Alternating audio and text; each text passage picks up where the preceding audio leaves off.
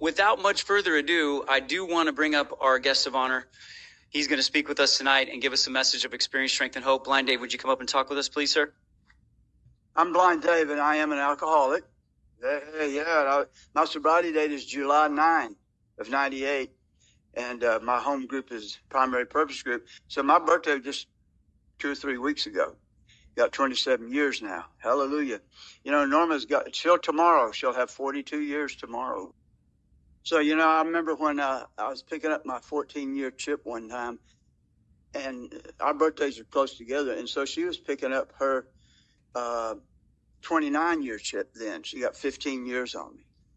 And I happened to think, 14 and 14 is 28, so just a little bit under half of what she has. Well, the next year she got a 30-year chip, and I got a 15-year chip. I happened to think, whoa, I'm half of what she has now. Well, the next year she got a 31-year chip, and I got a 16-year chip. I said, whoa, now I'm a little more than half what she has. So I haven't protracted it all the way out yet, but I'm gaining on her. I'm gaining. I'm not sure when I'll catch her. But what I was like, you know, I was born in 1948, and I had really good parents. My dad was great. He was a man of honor, and his word was gold. And he was known for that in the community. And my mother also, she was a virtuous woman, very virtuous woman, and a devout Christian. And she was regarded as nothing less than a saint by our community. She was very kind, did lots of kind acts for people. She went to church every Sunday, and so did I. As a kid, you know, she'd always come in and she'd say, I got your pants pressed, I got your shirt ironed, I got everything all laid out here so you can get ready for church. And so I had to get up and get ready for church, and I could hear all my friends out in the yard, out in the street playing, and I always had to go to church, and I really resented that. And somewhere in junior high, I remember one morning I woke up and I said, I'm going to tell her I am not going to church anymore. And I was prepared for the battle it was going to bring on. And so I laid there and got myself all ready for this battle. And she came in and said, I got your pants pressed, you got your shirt ironed, everything all laid out here for church. I said, I'm not going. She said, what? I said, I've decided that I'm old enough to make my own decision. And I've decided I don't want to go to church anymore. And there was no battle. She just hung her head and started to cry. First time I ever made my mother cry. But it sure turned out not to be the last time. I entered high school in 65 and proclaimed myself to be an atheist. I became a very militant atheist.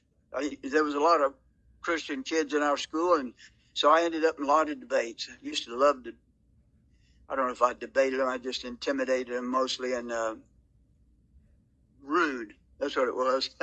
And I remember one time in the bathroom, you know, I was in there, you know, smoking in the boys' room with the little thugs I hung out with, you know. And one of these Christian guys started to witness to me, and I remember saying, you know, he said, he backed up, he said, you're going to go to hell. I said, then to hell with you, and to hell with your God. I met a girl in high school, and we began to date, and her parents didn't mind that we drank with them. I guess they thought if you're in high school, you're old enough to make that decision too. So, man, I just went over to their house on the weekend, spent the whole weekend over there.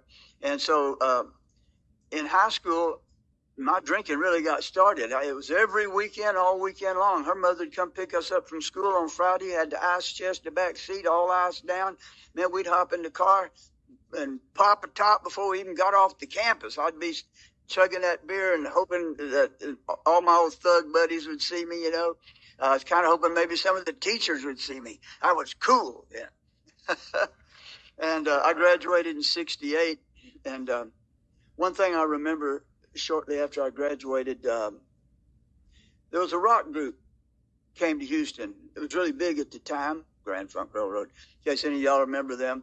And there was a little band opening for them. It was their first concert, and we'd been hearing some rumors about this band. So we were all there to see what they were going to be like, and they opened up for Grand Funk, and they had a weird name. It's like ZZ Top or something like that. But I remember when I was standing out in front of that concert hall, and they would open up the booth, we were waiting for them to open the booth and start letting us in, taking the tickets. And here come the Jesus freaks down the line, passing out their literature. And when they got to me, I did like I usually do. I just kind of lit into them, and telling them how dumb they were to believe all that stuff. And I told them about, Darwin and all this stuff that's supposed to be a little bit more intelligent. I mean, you believe all that stuff, Jonah swallowed by a whale and all that stuff. So anyway, I just was chewing them up, and I noticed that this whole crowd of kids kind of gathered around me, and they were clapping their hands for me, and they were cheering for me, and I was really proud of myself. I knew that Madeline O'Hare would have been proud to have called me her son. And all this is going on back in the 60s, You know what else was happening back in the 60s? We were growing our hair out long and rebelling against society just in general. And there was a lot of other stuff out on the street that you could do besides just drinking. And I did all that stuff, finally settled on the meth, or meth settled on me. I don't know which it was. But I was strung out on that for about 5 years. And Bill said, then a doctor came and began to administer heavy sedatives. He said, next day found me doing both gin and sedatives. This combination soon landed me on the rocks. So I don't know if it was the combination or what, but I know by the age of 24, I already had 7, all them little thugs that was in my circle, 7 of them are already dead.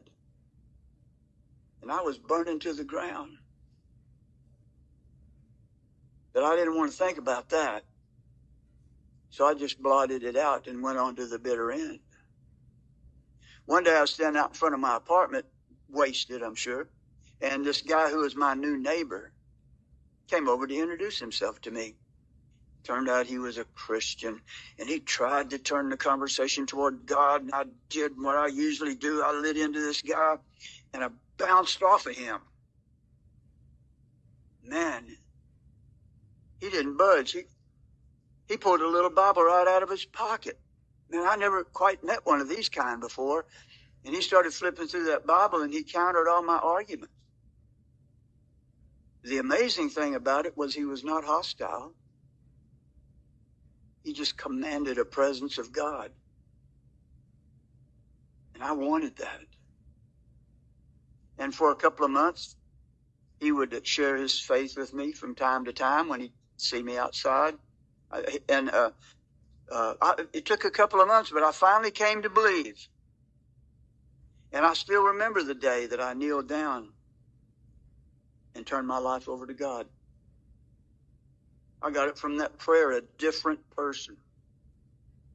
I threw away all my stash, poured out all my booze. I felt freed from my obsession. Had a very powerful third step experience. But what does the big book say we must do immediately following the third step? The fourth step. Well, I didn't do any of that stuff, and these people in church, they didn't know how to teach me how to do any of that stuff. And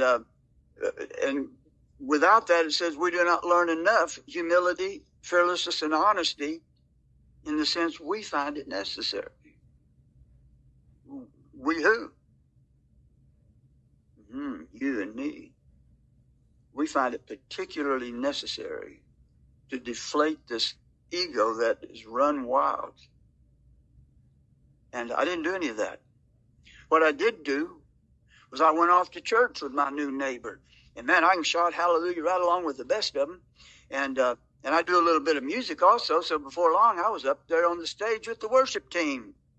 And before long, I was in charge of the worship team. And, I learned, I was managing the lights and the ballet and the scenery and all the rest of the players. And, after a while, I became a deacon in the church and studied my Bible hard. And after a while, when the pastor would be out, he'd let me fill in for him. Then I started getting some gigs on the side, preaching at other churches as a visiting minister. Then I went off to East Texas and I started a little church out there and tried my hand at being a pastor. Man, I learned how to do church well. But without doing all those inventory steps, what I did not learn was enough humility that we find it necessary. So just like the big book says, it says, more than most people, the alcoholic leads a double life. And so one day I found myself preaching with a hangover. And for 25 years, teaching and preaching the Bible with a hangover became a recurring theme in my life. Each time I hit a new bottom, I'd change brands of religion, thinking there must be something wrong with our theology here. And this other group down the road, they swore they had more power. So I'd change churches, then I'd change denominations, then I'd change towns, and all that kind of stuff. But I always thought this new brand of religion is going to fix me. And for a while, I'd seem to be fixed. During one of those times when I thought I was fixed this time, I moved to Austin. And I got a friend here. He plays guitar. He plays really good guitar. Blues. We were doing blues, rock kind of music. And I play the harmonica and I sing the blues. And we were writing Jesus music in the blues. And we were downtown at an open mic one night. And when we come down from the platform, this girl came over to our table and said, y'all might have something I'm looking for. And so, I had her sit down with us and we talked to her. And I started a little home church, a little home Bible study here in Austin. I was new to Austin. I invited her to come. And she showed up. Wow. Found out she was in AA. I did not know that AA was a spiritual program.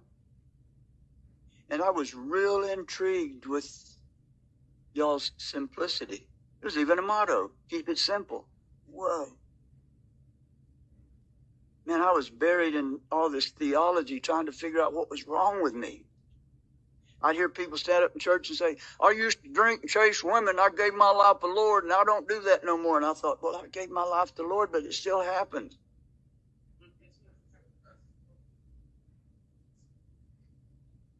So anyway, I was very intrigued with AA, and so I'd go to a meeting with her once in a while. On Saturday, I'd go sit in on one of their open meetings, and but of course I don't need AA. I'm fixed now, But about 2 years into our marriage, the day came when I thought it'd be okay for me to pick up a drink again. And I started that little snowball rolling down the mountain again. And it's becoming an avalanche. And, it's building up on the inside. And I was trying to sneak as much as I could. And I was wishing she'd go off on one of those AA retreats, those women's retreats for the weekend or something like that. The Bible has lots of prophecies in it. And every one of them, what's amazing about the prophecies and what they're in the Bible for is to prove that it's the Word of God. Every one of them prophecies have come true to the slightest little detail. And the only ones left are the end time prophecies. And it looks very much like things are taking shape for the end time prophecies. But the big book only has one prophecy. I've only found one prophecy in the big book. It prophesies that if I have an alcoholic mind, the time and place will come. I will drink again. And I was trying hard to control it, keep it hid from her and all her AA friends. And I was doing a pretty good job of keeping the worst of it secret, which in my mind meant I'm controlling it. You're not getting caught, so you're in control. But it was aggravating the heck out of me to have to do that. God dang it. And one day I'm sitting in a meeting with my wife. I didn't have a problem drinking. That's what I was telling myself. I don't have a problem drinking. I have a problem with people who think I have a problem drinking. I'm controlling it. So what happened? One day I was sitting in a meeting with my wife, and I was frustrated to the max. I just could no longer sneak enough to satisfy me. I was wishing she'd go off, like I say, for the weekend on one of them AA retreats or something. And I was mad at everybody. I guess I was mad at the whole world. I felt like I was going to explode. And this guy happened to read from the Big Book that day. He said, most of us have been unwilling to admit that we were real alcoholics. No person likes to think he is bodily and mentally different from his fellows. Therefore, it is not surprising that our drinking careers have been characterized by countless vain attempts to prove we could drink like normal people. The idea that somehow, someday, he will control and enjoy his drinking is the great obsession of every abnormal drinker. And he closed the Big Book and said, well, here's the earmark of an alcoholic.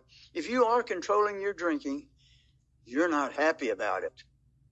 Oh, I didn't know y'all could control it. Sometimes you can control it for a while, but you're not happy doing that. Man, I began to wonder. And I came home from that meeting. I said, Norma, I know you're worried a little bit about my drinking. And I said, tell you the truth, I'm worried about it a little bit too. But I just want to let you know, dear, that I'm praying about that. And she said, what are you going to do different? I knew she was asking me a trick question. And I knew she had the answer. And I knew I didn't know it. She said, Dave, if you're thinking about drinking, or if you're thinking about not drinking, either way, you're thinking about drinking. I went, oh, God, you got me again. That's twice in one day. You just encapsulated the last 25 years of my life. Something clicked. The trap snapped, and I was caught. But that posed a little problem because, see, a lot of her AA friends had been coming to my little Bible study, and I've been trying to tell them a better way. And how can I walk in there and ask them for help? And I was sitting outside, and I talked to an old man around that AA group, and he said, they're not going to be ashamed of you, Dave. They're going to be proud of you. I don't know, something about that. And I was able to walk in and announce to all my wife's friends who had known me for quite a few years as the little preacher. And I said, my name is Dave, and I'm an alcoholic. So I admitted that I was an alcoholic and opened my heart a little bit to Alcoholics Anonymous. You say, what do you mean a little bit, Dave? Well, I'm still very ashamed that my Christian faith did not heal me of alcoholism. And I'm embarrassed to have to go outside the church and ask for help. So I was determined to show y'all I didn't need much help. Don't need much help. Well, did you get a sponsor? No, I don't think I need one of those. But did you work the steps? No, I don't think I think I'm more advanced than that. What are you going to do then, Dave? Well, I'll go to some of your meetings now and then, with minimal participation, of course. I plan to only get about ankle deep in this AA thing, and then me and the church will work out the rest of it. I still had a lot of religious pride. You know, the big book says, we represent no particular faith or denomination. We're dealing only with general principles common to most denominations. So why can't I just do it in church? And step two, what do you mean by came to believe that a power greater than ourselves could restore us to sanity? Well, I came to believe 25 years ago. And I had not been able, it helped me. It helped me. I could go 2 or 3 years before another relapse. That was better. And what do you mean I came to believe 25? I'm not going to change my God. I still got my same Lord and Savior, as we say. So how can I come to believe all over again? Insanity. What about this word sanity? Are they saying I'm insane?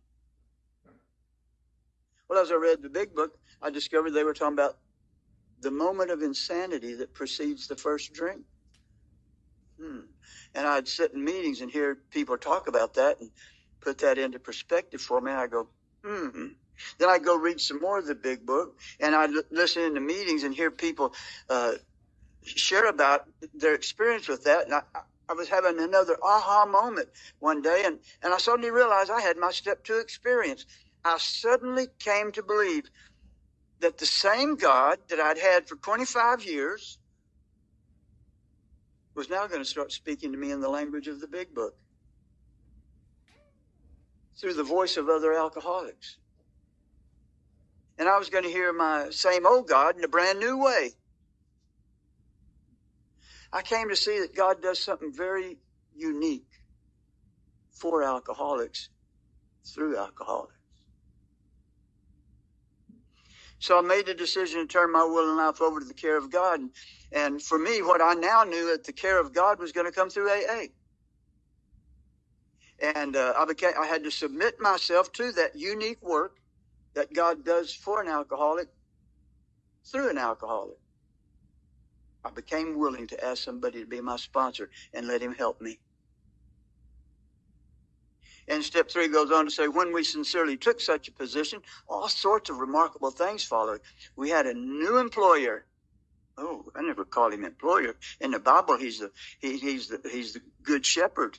He's the lily of the valley. He's the rose of Sharon. He's the bright morning star.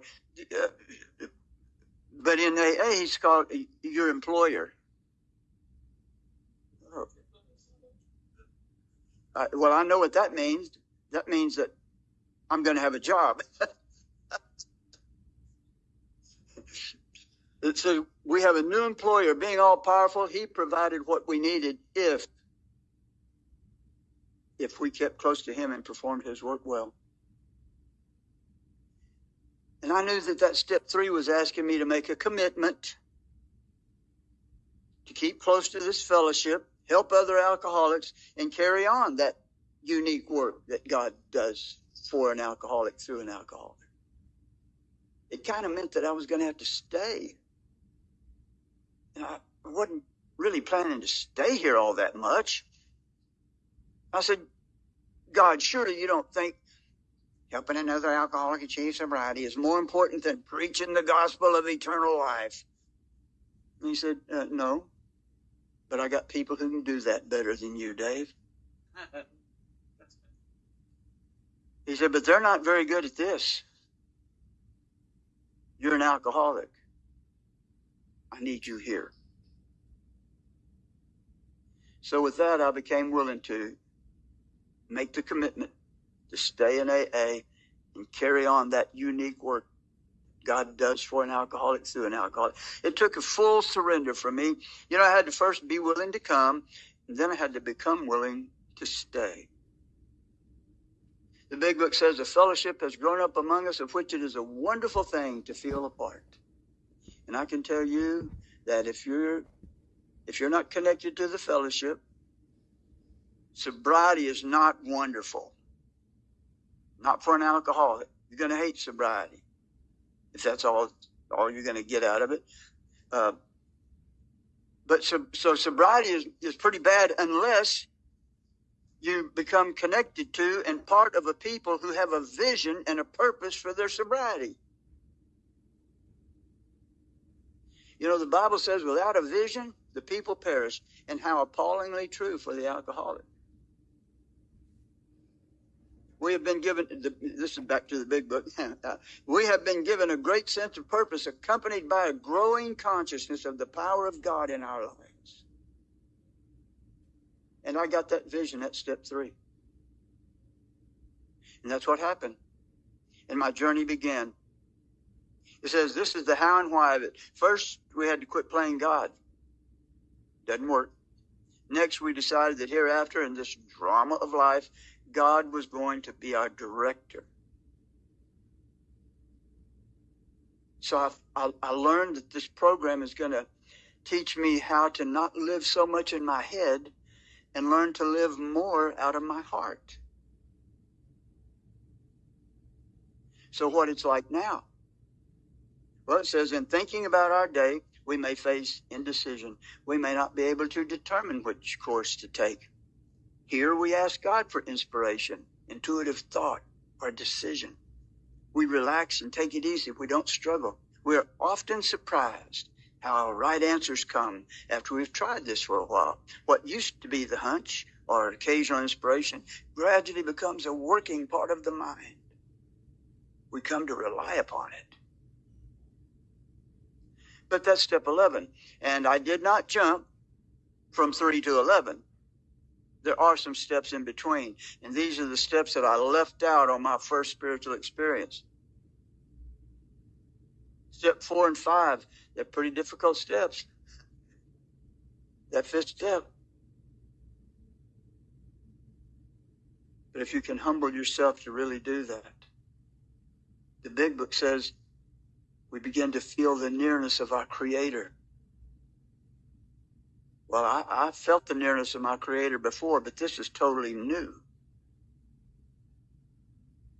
8 and 9, that's pretty rough too. But it says if we are painstaking, that means there's a little pain involved. If we are painstaking about this phase of our development, we will lose interest in selfish things and gain interest in our fellows. Self-seeking will slip away. Our whole attitude and outlook upon life will change. At the moment, we're trying to clear up the wreckage of the past, but that's not an end in itself. Our real purpose. Oh, there's a real purpose. There's another purpose to step 8 and 9 besides cleaning up the wreckage of your past. Yeah, our real purpose is to fit ourselves to be of maximum service to God. There's something about being in the furnace of step 9 that molds you and shapes you into an instrument that God can use. And it says we will intuitively know how to handle situations which used to baffle us. That means I'm no longer going to feel the nearness of my Creator, but now I'm going to feel Him close enough to even begin to feel what He's saying. It says we vigorously commence this way of living as we cleaned up the past. We have entered the world of the Spirit. And it says continue to take personal inventory. And when we were wrong, we promptly admitted it. Because what brought me here into the world of the Spirit is what's going to keep me here. So continue to watch for selfishness, dishonesty, resentment, and fear. 4 things. I call this the 4 and 4. There's 4 things we watch for. There's 4 things we do about it. We continue to watch for selfishness, dishonesty, resentment, and fear. And when these crop up, we ask God at once to remove them. We discuss them with someone immediately. We make amends quickly if we've harmed anyone. Then we resolutely turn our thoughts back to the problem. To someone we can help. We've got to learn how to wait on God a little bit. And He always comes through. And He either shows me how to handle this, or He completely changes a set of circumstances and grinds it down to something small enough that I can handle. You know, one time I hired this guy to, it was kind of beginning of summer, maybe May. I hired this guy to take down this shed I had in my backyard that was beginning to kind of fall apart. And I hired him to come down there and dismantle it and haul it all away. And toward the end of the summer, I was walking out in my backyard, and boom, I run into this aluminum step ladder. It was really nice. I said, hey, this is great. I've been needing one of these. Looks like God supplied me with a ladder. So I folded it up and I'm dragging it back up to the house to put it in the storage closet. And I thought, this is Frank's ladder. He left it here. And of course, I tried not to listen to that. And that night I'm doing my inventory and it came up on being dishonest. So, but see, Frank had already relapsed and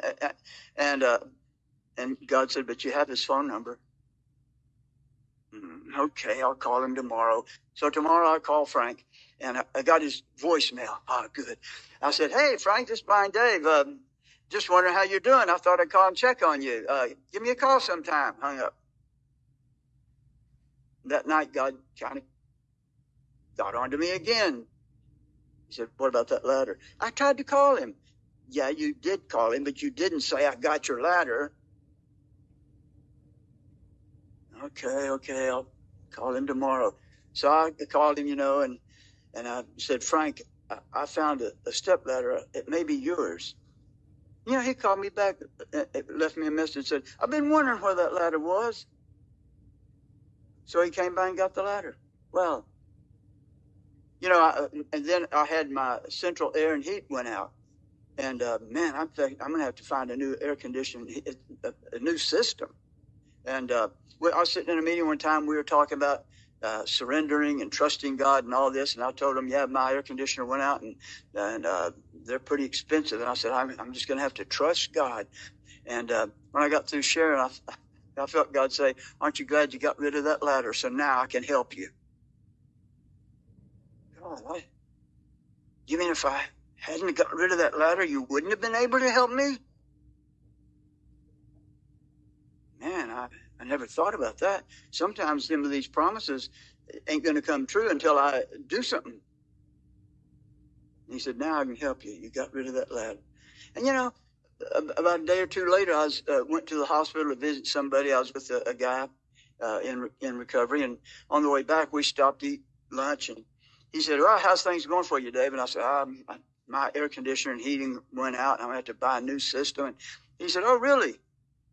He said, my son works for, one of these big, it's a Cadillac of air conditioners. I can't think of the name of it right now. But he said, just give him a call. And I gave him a call. He worked in the office, and he worked me out a real good deal on an air conditioner. So I'm glad I got rid of that ladder. So step 10 is, I think step 10 is a little bit about being a little more at once, a little more immediately, a little more quickly. And it takes practice. But if we carefully follow directions, we'll begin to learn this. We begin to feel the sense of His Spirit flowing into us. We've begun to learn this vital sixth sense. So it becomes more intuitive as you go. So now I'm ready for step 11. So sought through prayer and meditation to improve our conscious contact with God. It says it'd be easy to be vague about this matter, yet we believe we can make some definite and valuable suggestions. Now, definite means it's clearly defined. Step 11 is going to define for you how you're going to do meditation. So don't do something else and say you're doing this, because you're not. It's definite, valuable. It means it's very worth doing. And suggestions means you don't have to do it if you don't want to. But it's clearly defined, and so don't mix it up and think, well, I hear people all the time when we talk about meditation, they bring in their favorite book, their favorite noises and stuff like that for meditation. And the big book is going to give us 2 meditations. And they're clearly defined. And the first one it's the evening review. The two meditations are going to have to do with keeping close to Him and performing His work well. That's what He asks us to do. And that's what the meditations are for. So, we got an evening and a morning meditation. And they're in that order for the if you want the maximum effect. Don't do morning and evening. Do evening and morning. The 12 and 12 says there's a direct linkage between self-examination, meditation, and prayer. Taken separately, these practices can bring much relief and benefit, but when they are logically related and interwoven, the result is an unshakable foundation for life. It sounds like no later vicissitude has shaken it. When they are logically related and interwoven, the result is an unshakable foundation for life. So it says, ask Him in your morning meditation what you can do each day for the man who is still sick. The answers will come if your own house is in order. That means that God will talk to me in my morning meditation if I've done my nightly review. So the evening review is first. I remember one time I was talking to this Jewish fella, and he was telling me about their Sabbath service, and I know the Sabbath is Saturday and all that. I said, I'd like to go to one of them with you. He said, okay, I'll pick you up at I think at 6:00 on Friday evening or whatever. I said, Friday? Why Friday? He said, because that's when the Sabbath starts. He said, in the Bible it says there was evening and morning the first day. There was evening and morning the second day. And he said, so we start the day on the evening before. I said, well, that's interesting, because the Big Book does that too. For me, because I kind of needed to make sure that this was going to be okay with, line up with the Bible. That I don't know any other book that catches that but the Big Book, evening and morning. Everyone wants to talk about the morning meditation. You can bring up step 11 in any meeting and say, let's talk about step 11. And everybody goes, oh, yeah, man, I can't. If I leave the house without doing my morning prayers, man, I just don't have the same day. Nobody's going to talk about the evening. But it's the first meditation, and it's our highest priority. When we retire at night, we constructively review our day. Now, this is a meditation, so I'm not going to breeze through it. Were we resentful? Selfish? Dishonest? Afraid? I'm just going to give God a moment or two to see if He has anything to say about that. It's a meditation. It's called improving your conscious contact with God. I've discovered that my ear is closest to God's mouth when I'm doing a review as a meditation. When I become willing to place myself in the seat of receiving judgment. The Bible says if we should judge ourselves, we would not be judged. So the 12 and 12 says, as we have seen, self-searching is a step in the development of that kind of humility which makes it possible for us to receive God's help. After making our review, we ask God's forgiveness and inquire. Whoa. Now I'm starting to ask God stuff. Inquire what corrective measures should be taken. And I'm learning to feel God speak to me. This is where I learn to hear God's voice. And what's amazing is God's voice has no sound. You have to hear it with your heart. You have to feel it with your heart. And you can learn to do that in your nightly meditation. On awakening, let us think about the 24 hours ahead. Now, if I do my nightly review with some regularity, and nobody's 100%, but then I begin to feel that spill over into my morning meditation. And on awakening, let us think about the 24 hours ahead. We consider our plans for the day. Yes, I do that. I wake up, go, what's today? What's on the list for today? But before we begin, it means before I begin to do that stuff, we ask God to direct our thinking, especially asking that it be divorced from self-pity, dishonest, self-seeking motives. Under these conditions, we can employ our mental faculties with assurance. So I'm going to put all that stuff aside for a moment, and I'm going to sit with God and bring my thinking into his employ. And I do my little morning prayers. They're little brief prayers. And then I open the big book and begin to meditate in the big book. Meditative reading and letting God teach me how to expound upon the book and to learn little things that I can say that might help people connect when they go, oh, okay, now I see what you're saying. God has a lot of stuff he wants to say about the big book. It says our book is meant to be suggestive only. We realize we know only a little.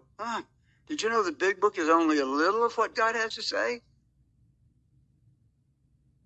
God will constantly disclose more to you and to us. God has a lot more he wants to say to you about the big book and how to expound upon it. I remember one day I was sharing in a meeting something I got from God. I'd gotten a few things from God over the weeks, and I was sharing them in meetings, and people were saying, man, I dug that little analogy. And I thought, oh, I better start writing this stuff down or I'll forget it. And so I got my little writing stuff and set it there where I do my morning meditation. The next morning I got up and I started to do my morning meditative reading. And I thought, oh, let's see, where's it got my writing stuff? Yeah, it's right here, right here. And I felt God say, oh, you're going to take notes? Well, get ready, because here it comes. Man, just that little shift in attitude of, I'm going to take it serious enough to take notes. So I always make sure that I'm ready to write just in case God wants to say something. And so I do my evening and my morning, and the third paragraph says, in thinking about our day, we may face indecision. Here we ask God for inspiration, intuitive thought, or decision. We relax and take it easy. We don't struggle. Boy, I tell you, that's hard to learn to relax in the midst of something going on. But I've got to relax and take it easy and not struggle. You know, Norma says, you cannot receive the grace of God with a clenched fist. That's something that she's learned in Al-Anon, actually, because they got a resentment against their alcoholics, you know. And you can't receive the grace of God with a clenched fist. And I say, yeah, and you can't receive God's guidance when you're all balled up in a worry knot. You got to relax and take it easy to receive God's guidance. We're often surprised how right answers come after we've tried this for a while. You know, there's sort of an afterglow that goes with me into my day if I do my evening review and my morning meditation, both of those meditations, and that afterglow just kind of goes with me into the day. And when so many people are able to say that the consciousness of the presence of God is today the most important fact of their lives, they present a powerful reason why we should believe. You know, it's kind of like a fountain. I say, the nightly review is up here. It's that little bowl at the top of the fountain. The water comes out, spills into this little bowl, makes a nice, pretty tinkling sound. And then when that bowl is full, it spills over into a bigger bowl. This is called my morning meditation. It's a bigger bowl. I spend much more time in meditation and reading and stuff like that. Sometimes I come back in the evening, pick up where I left off. You know, it goes on. But when that bowl is full, it spills over into the bigger bowl down here called the rest of my life. And if I want, that's how you get it in your life. It's not going to come any other way. And all I got to do is reach up here and put my finger on this little valve up here and stop the water from flowing at the top. And it'll stop falling here, and it'll stop falling in this one, and then it'll stop falling in this one. So I try to keep them all flowing, starting with the nightly review. You know, I had a son. He was quite a handful, and he had become a meth cook. He became a meth cook when he was 17, I think. And he's very smart. He didn't finish school, ninth grade, but these cooks, you know, sometimes when their cook would go out of control, they would lose all that whole thing. He would have thousands of dollars invested in this cook, and he didn't like losing them. And he went to the University of Houston library and studied chemistry all on his own, and he learned how when it would go out of control this way, he knew what to add to bring it back this way. I mean, he became very good. They wanted to, I guess the cartel or something, they wanted to set him up with a whole warehouse of chemicals and take him down to Mexico, let him make meth for them. And I said, don't go down there, Caesar. I'll never see you again. But anyway, the one time he listened to me, it's probably the only time, but we had hell in our lives because Caesar was, all the trouble that comes with that, in prison, in jail, and all that stuff. But Caesar, he had a big respect for my spiritual life, and I stay up at night a lot, and sometimes he'd come over and just come in the front door, maybe 1 or 2 o'clock in the morning. He may have a friend with him. They'd just be wasted. And he'd say, Dad, play your harp for us. I play a harp, and I put scripture to music and sing it. And he would ask me to play my harp. But, you know, Caesar finally got a couple of years of sobriety. And he was starting a little business. He's got a few guys, and they did carpentry work. They were doing remodeling. Man, he never learned anything in school. Meth cook was all he knew how to do. And he learned that carpentry. Somebody from Western Trust took him under their arm, took him and learned him to teach him how to do carpentry work. In like 6 or 7, 8 months, he got his own crew and started his own business. And they were doing pretty good. And one day he come over and just shared with me. He had just gotten a new apartment and a new barbecue pit. It's fixing to be fall. It was in September. Fall was fixing to come. And he said, when it cools off, we're going to have a big barbecue over at my house. I said, great. And we walked outside with him, and he's getting in the car. And Norma said, tell your son you're proud of him. I said, Caesar, I'm really proud of you, Caesar. I'm glad I said that. Because he drove off from there, and the next morning he was in a head-on collision with a truck, and it killed him. And Norma came home. I went to sleep during the day, and Norma came home from school, and she woke me up and said, Dave, wake up. I've got some bad news. I said, well, you must have bad news. You're already back home from work. So I thought, you probably wrecked the car. She said, Dave, it's really bad. I thought, you totaled the car. And she said, Caesar was in an accident this morning. I said, well, how bad is he? She said, he's dead. Man, I felt like someone just shot me up with ice water. Oh, I never had a feeling like that. And so I just reached over and hit the pause button. That's what I've been taught to do. I just hit the pause button. Can't swallow all this at once. I said, where's Sarah and the baby? That was his wife and little baby. She said, they're at the hospital. I said, how are they? She said, they're hysterical. So I jumped into my jeans and went off to the hospital and went into that little side room where the family, was gathered, and social workers, all that stuff. And they're all freaking out, and the baby's crying. And I took the little baby. I said, I took her and played with her. I got down on the floor and barked. She's like 17 months old. And so I barked like a dog and all this and got her to laughing. And then I said, come on, Sarah, let's go tell Caesar bye. And we walked down to the body, and I kind of believe that maybe the spirit hangs around a little bit. I've heard of people that had these near-death experiences or whatever, and so I kind of told Caesar what to say when he got to the gate to make sure he got in. And I went to the funeral home, made arrangements, and By the end of the day, I'm pretty tired, and we went home. And Norma says, "I think I'm gonna go take a nap." And I said, "I think I'm gonna go pray a little bit." And I went in the bedroom and kneeled down, and I just felt agitated, you know. And I said, "God, I don't know what I'm feeling right now." And all of a sudden, I realized what I was feeling was Caesar. You know, all them times I used to go see him in jail, he'd be behind the glass, you know, talking on the little phone, and he'd be saying, "Get me out of here. Call so-and-so, see if you can get some money from them." He'd tell me all these people to call and try to get bail and all that. He was always in a panic, you know. And I felt like it was like that. There was a wall there, and he was talking to me through that.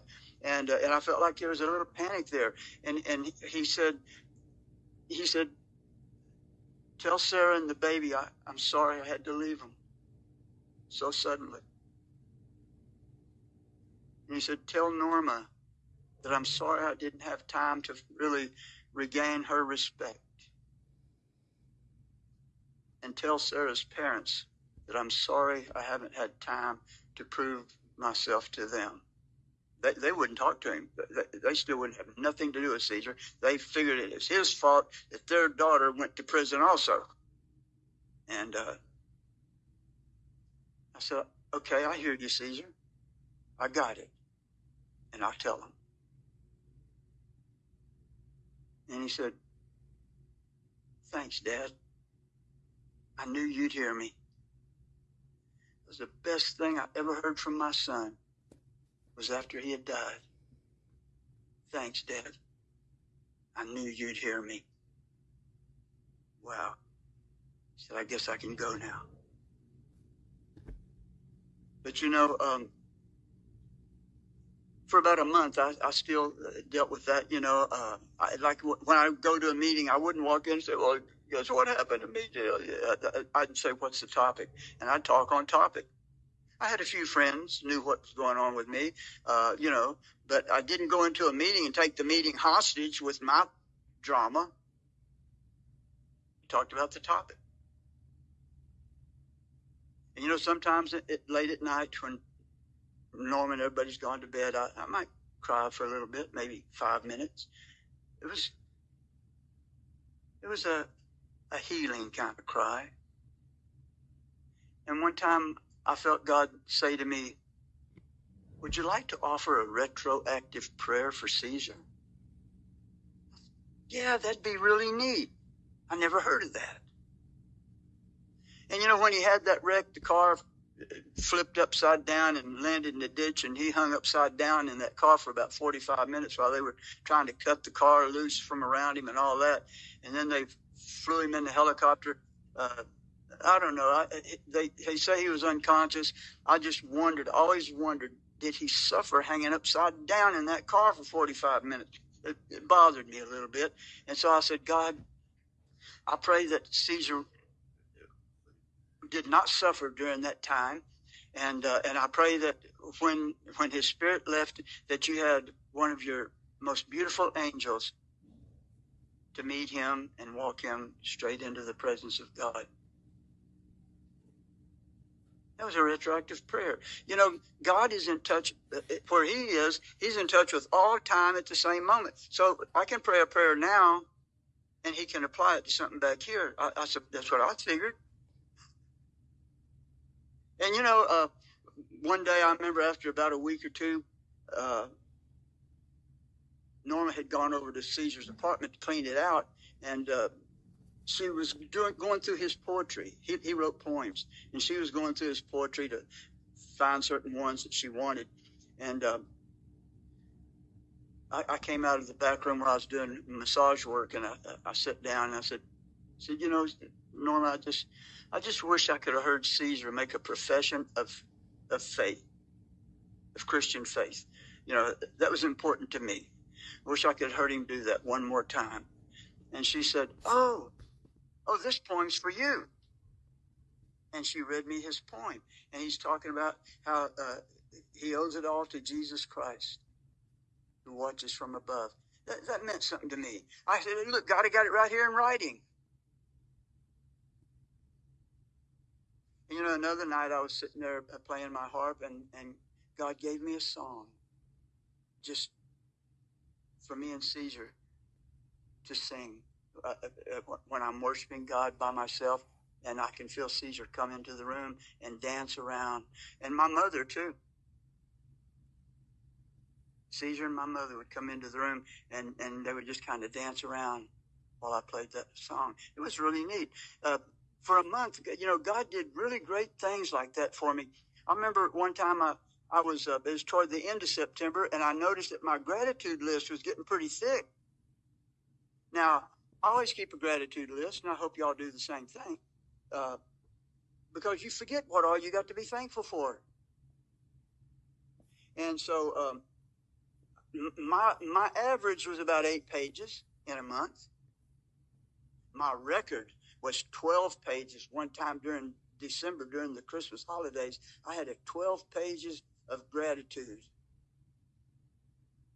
But this September, which should have been the worst month of my life, I noticed that pile was getting pretty thick, and I counted them, and there was 24 pages of gratitude in what should have been the worst month of my life. It tripled my average, and it doubled my record. God, I couldn't believe that. And I went to the meeting to tell people about all the stuff God was doing in my life, just to make up for what could have been a bad month. He just poured it on. And before I shared, this girl said, my mother died this first of this month, and she said, I just couldn't help it. I relapsed. She had about 5 years. She relapsed because her mother died. I'm sure everybody felt sorry for her. And I said, well, my son died at the first of this month. And the only thing I knew to do is what the program taught me to do, was turn my thoughts to someone I could help and stay plugged into this program. And I said, and I happened to notice that my gratitude list is 3 times my average. I had 2 people come up and ask me to be their sponsor that day. And now I get to share about it, because God has transformed my tragedy into a spiritual experience. And having had a spiritual awakening as a result of these steps, I try to carry this message to alcoholics and to practice these principles in all my affairs, because the consciousness of the presence of God is today the most important fact of my life. I'm Blind Dave. I'm a recovered alcoholic. Thank y'all.